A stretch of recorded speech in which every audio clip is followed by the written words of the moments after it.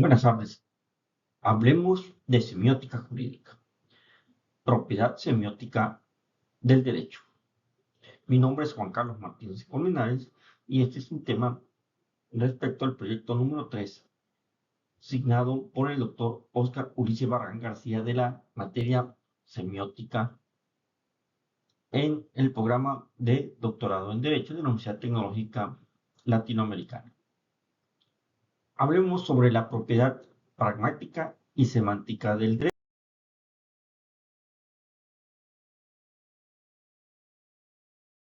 derecho. A través del análisis del texto de Jorge Enrique León Molina. Para ello lo haremos en 3 tópicos.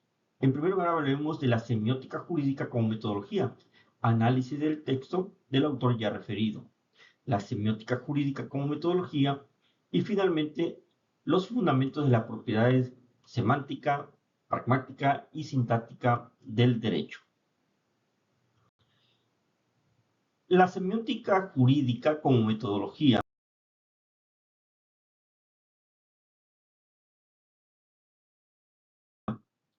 en el análisis del texto de Jorge Enrique León Molina, titulado La semiótica jurídica como metodología, análisis lógico semiótico de construcción de conceptos jurídicos.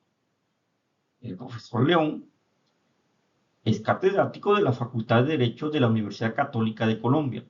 Pertenece a un grupo de estudios legales y sociales del FONICES, con experiencia en la investigación de temas de teoría del derecho, filosofía del derecho, lógica jurídica, metodología de investigación, ética profesional, argumentación jurídica y litigio estratégico.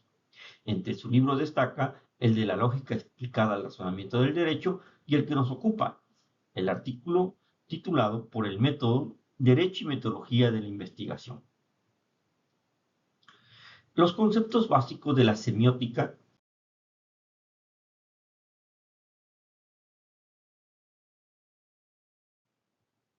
como metodología realizado del análisis de un metalenguaje jurídico, que es aquel que toda ciencia tiene, un lenguaje propio de cada ciencia, en este caso, el jurídico para la ciencia del derecho, deben existir 2 elementos. En primer lugar, la extracción de la información como las variables que se obtienen de la aplicación de esas reglas generales y uno segundo, a través de un método, el deductivo. Es decir, la proposición inicial serán deducidas en otra y otra y esta otra más, pero no de forma infinita, ya que las segundas aparecerán después una cadena de pasos reproducidos, deducidos, podrá ser larga o corta esta cadena, pero debe tener fin. Las proposiciones, tanto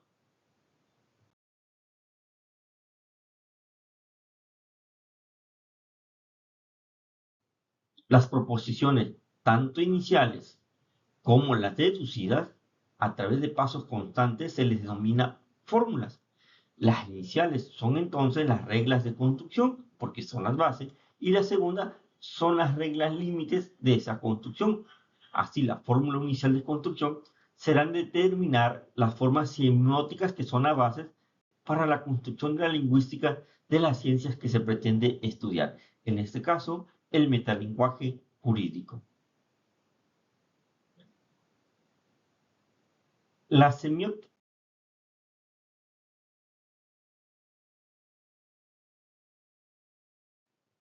semiótica jurídica como metodología.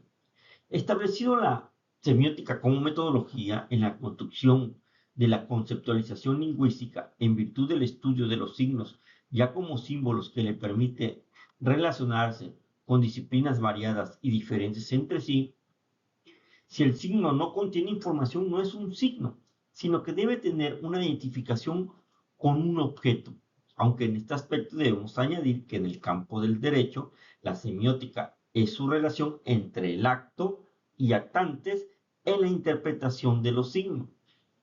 Para esto, Coahuila nos dice que el principal aporte y la principal limitación es el análisis de los actores jurídicos evaluando su significado intrínseco, lo que de alguna manera deja de lado el carácter operativo del derecho. Pero ese signo debe de contener una información.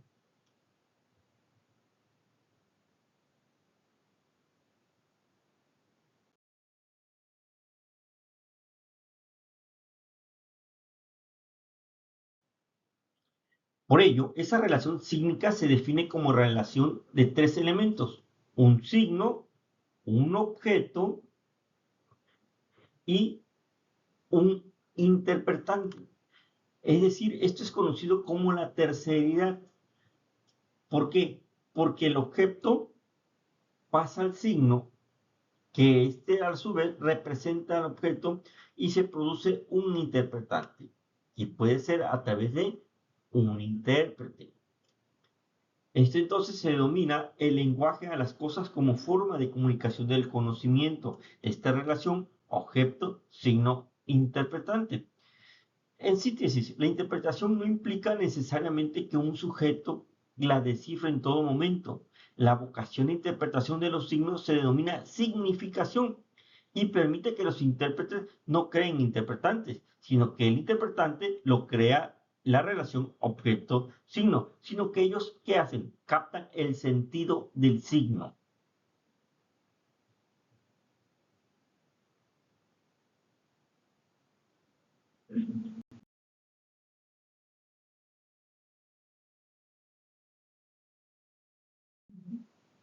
Una vez que se tiene la significación del signo, los interpretantes pueden ser inmediato, que es la correcta comprensión del signo, dinámico, que lleva un proceso de todos los pensamientos hasta llegar al intérprete final, que a su vez implica la forma en que el signo se identifica plenamente.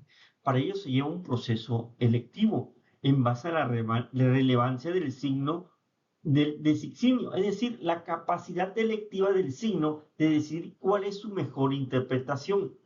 Pero esto lo define el signo, no el interpretante.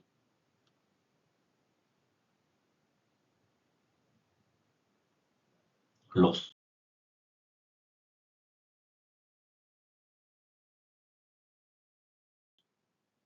los índices e iconos no son símbolos, pero conllevan una aproximación en razón de la carga de la experiencia previa del intérprete, mientras que los símbolos son generales en la medida que su carácter normativo permite la delimitación de conceptos alternos que justifiquen una relación sígnica. Esa relación tridívica entre símbolos e índices, símbolos, iconos y símbolos es en realidad una subdivisión de los símbolos. Un símbolo convencional es aquel que se concibe como tal y que son las letras, palabras, oraciones, partes del lenguaje jurídico. Es decir, ese signo al final constituyen las palabras, que es lo que se va a interpretar. Un ejemplo de ello sería que para ser juez hay que ser abogado. El símbolo es el abogado. El objeto es el juez. La interpretación es, finalmente, que si es juez es porque es abogado.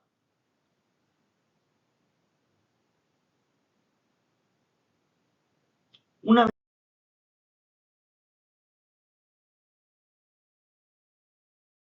vez que nos adentramos en la metodología de la semiótica, nacen aspectos propios del lenguaje del derecho que construyen las normas jurídicas. Son sintácticamente bien construidas y semánticamente pensadas como elementos de un conjunto extensionalmente definido, como expresa Bernego, con propiedades propias de la paramáctica, semántica y sintáctica de la ciencia jurídica. Un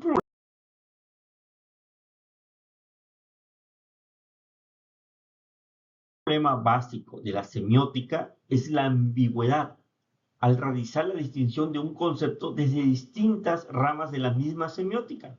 La sintaxis es la rama de la semiótica que presenta la forma abstracta de los enunciados y las formas en las cuales se presenta.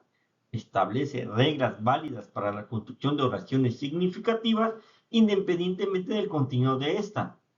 La finalidad es realizar el enunciado y con ello las oraciones, estableciendo dos tipos de signos, el dominante y el especificador. Recordemos que el signo crea las palabras y las palabras crean las oraciones.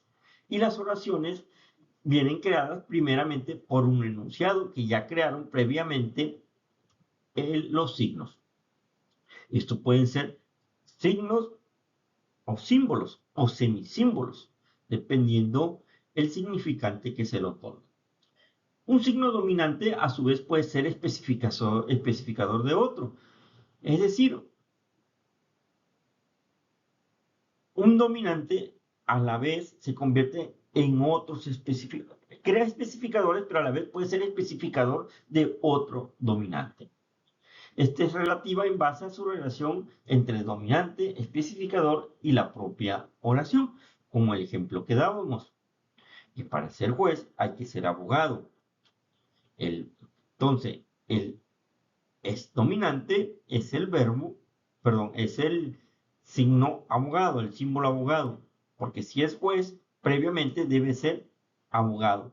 Pero si decimos, para ser juez debe ser abogado, pero además debe ser doctor en derecho, entonces ya abogado se convierte en especificador de doctor en derecho.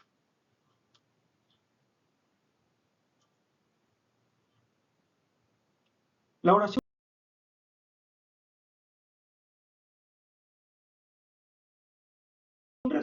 La oración resulta ser entonces un conjunto de signos denominadas palabras, es decir, todos estos signos hacen un conjunto, se convierten en letras y estas letras son signos y estas a juntarse se convierten en palabras. Por lo que un signo dominante por lo general es un verbo que tiene varios signos subordinados. No es lo mismo dominante y especificador que dominantes y subordinados.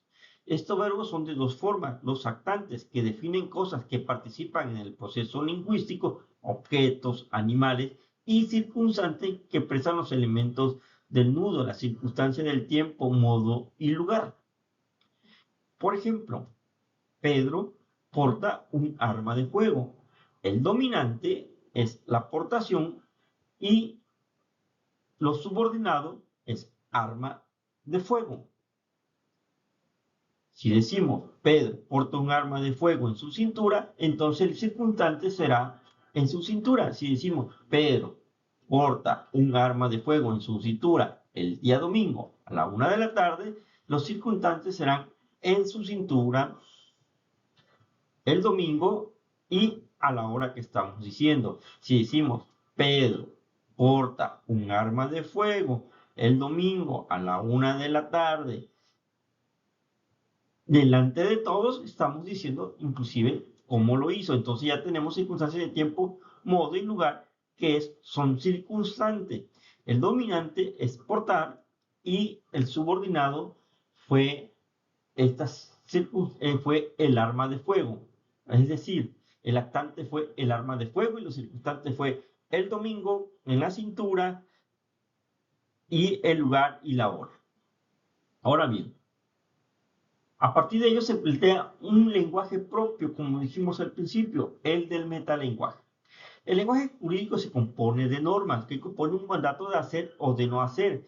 El lenguaje establece la norma que tiene como finalidad la univocidad semántica, la economía léxica, la precisión conceptual o la claridad hacia los expertos.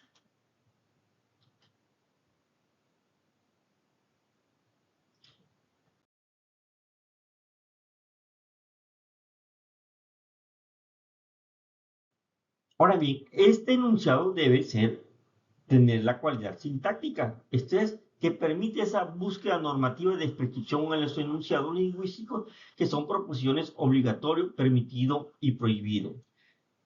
Pues hay que recordar que la norma contiene reglas, pero una norma siempre va a tener reglas, pero la regla no siempre va a ser una norma jurídica. Por ejemplo, un ejemplo de reglas serían los manuales y los protocolos. Contienen reglas, pero no contienen normas de hacer, no hacer. Es decir, carecen de el aspecto de la proposición obligatoria, que eso nada más lo tiene la norma jurídica, que es cuando obliga, permitiendo o prohibiendo hacer o no hacer. Estas funciones pueden ser proposicionales en caso de servir para el desarrollo de proposiciones normativas, nominales en caso de servir para desarrollar una proposición compuesta dentro del sistema. funtorial en caso de desarrollar un estimado funtor de relaciones lógicas del derecho. No obstante, y atendiendo, como nos dice Kalinowski, esta creación proposicional con esas posibilidades de acción permite la relación de símbolos dentro del sistema jurídico a fin de realimentarse de normas que permiten su prolongación en el tiempo, es decir, ampliar su validez. Así, la expresión de una norma es lingüística, son el mero significado de la misma norma y en su caso concreto, las proposiciones constituyen ese significado.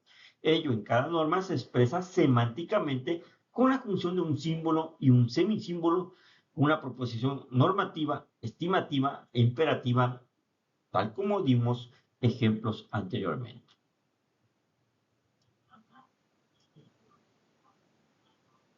Ahora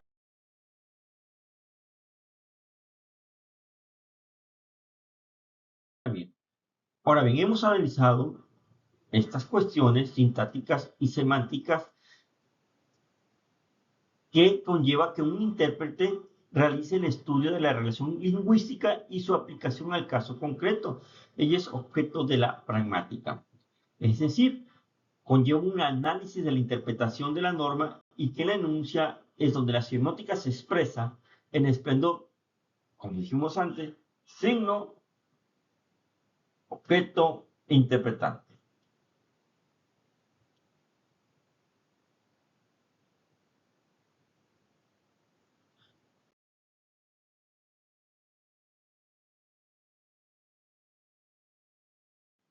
Concluimos. Las propiedades pragmáticas, semánticas y sintácticas del derecho se ven expresadas por su enunciante, quien al ser interpretante emite el significado que el signo o símbolo expresa en la oración. Ello se realiza semióticamente a través de un proceso básico que el objeto dirige desde su emisor a su destinatario, es decir, su enunciante con su destinatario. Y la relación objeto signo nos da la interpretación del objeto, es decir, el interpretante, que puede ser un intérprete o un destinatario final. No necesariamente, porque ya el propio signo en relación al objeto ya lleva un enunciado. Este intérprete o destinatario final deberá descartarse si se trata de una regla o de una norma jurídica en la oración final y para ello deberá la semiótica como método direccionar a ese enunciante. Recordemos, una regla puede ser parte de la norma jurídica, pero la norma jurídica siempre va a tener reglas. Solo la regla no constituye la norma jurídica.